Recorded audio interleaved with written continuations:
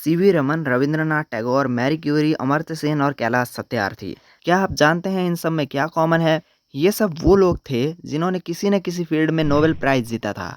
Nobel prize को दुनिया का सबसे बड़ा प्राइज कंसिडर किया जाता है, लेकिन ये प्राइज किसी देश या किसी ऑर्गेनाइजेशन ने स्टार्ट नहीं किया था। इसे स्टैब्लिश किया था एक अकेले आदमी ने, जिसका नाम था अल्फ्रेड बर्नहार्ड नोबेल। अल्फ्रेड का जन्म 1833 में स्वीडन की राजधानी स्टॉकहोम में हुआ था। वो इमैनुअल नोबेल के 8 बच्चों में से एक थे।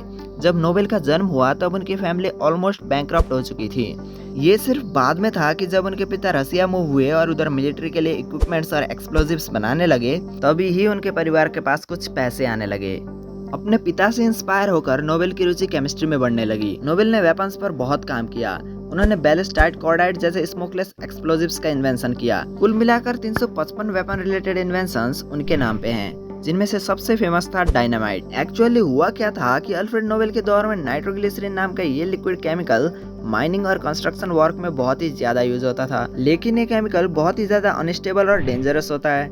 हल्का सा भी हिलाने पर ये एक बड़े धमाके में तब्दील हो सकता है, जिसकी वजह से फैक्ट्रीज और इसके ट्रांसपोर्टेशन के दौरान बहुत सारे लोग मारे जा रहे थे। ऐसे ही एक हादसे में नोबेल के छोटे भाई एमिल की भी मौत हो गई, क्योंकि माइनिंग और कंस्ट्रक्शन में नाइट्रोग्लिसरीन का यूज होता था और इन कामों को रोक भी नहीं सकते, तो एक सेफर सोल्यूशन निकालना बहुत ही जरूरी हो गया था। नोबेल ने नाइट्रोग्लिसरीन को डायटोमस अर्थ के साथ मिलाकर एक पेस्ट बनाया। इस पेस्ट को पेपर ट्यूब या लकड़ी में रखकर आराम से इधर से उधर ट्रांसपोर्ट किया जा सकता था। दरअसल नोबेल ने डायनामाइट का आविष्कार कर लिया था। डायनामाइट का आविष्कार नोबेल के नाम पेटेंट हो गया। इसने नोबेल को रातों रात अमीर कर दिया।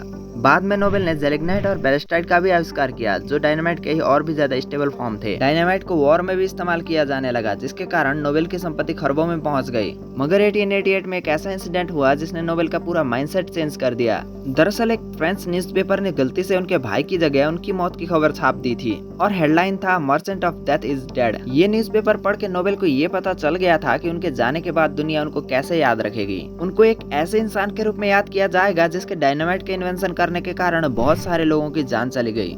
इसी चीज को चेंज करने के लिए उन्होंने बहुत बड़ा फैसला लिया। 1896 में इटली के एक शाम को अल्फ्रेड नोबेल की स्ट्रोक के कारण डेथ हो गई। जब उनकी आखिरी विल को पढ़ा गया तो सबको पता चला कि उन्होंने अपने 94% वेल्थ डोनेट कर दी है। नोबेल ने अपनी विल में लिखा कि एक ऐसी ऑर्गेनाइजेशन को स्टैब्लिश किया जाए जो अलग अलग फील्ड्स में लोगों को प्राइज दे। ये प्राइज सिर्फ उन्हीं लोगों को मिलना चाहिए जिन्होंने अपने इन्वेंशंस और डिस्कवरीज से ह्यूमैनिटी को बहुत बड़े फायदे पहुंचाए हैं। उनकी विल के अकॉर्डिंग नोबेल प्राइज को 5 अलग अलग फील्ड्स में दिया जाना था: फिजिक्स, केमिस्ट्री, मेडिसिन, लिटरेचर और पीस। लेकिन 1968 में इकोनॉमिक्स को ऐड करके नोबेल प्राइज को 6 फील्ड्स में दिया जाने लगा। नोबेल की फैमिली आज भी ये आर्ग्यू करती है कि इकोनॉमिक्स का Nobel prize original Nobel prize नहीं है। सारे के सारे नोबेल प्राइज स्वीडन से दिए जाते हैं, सिर्फ पीस का नोबेल प्राइज नॉर्वे से दिया जाता है। नोबेल ने ये बात अपने विल में क्यों लिखा, ये राज तो उनकी मौत के साथ राज ही रह गया। पीस का नोबेल प्राइज एक ऑर्गेनाइजेशन को भी मिल सकता है, जैसे यूरोपियन यूनियन और रेड क्रॉस को ये मिल चुका है। किसी एक फील्ड में ज्यादा से ज्यादा 3 इंडिविजुअल्स को नोबेल प्राइज दिया जा सकता है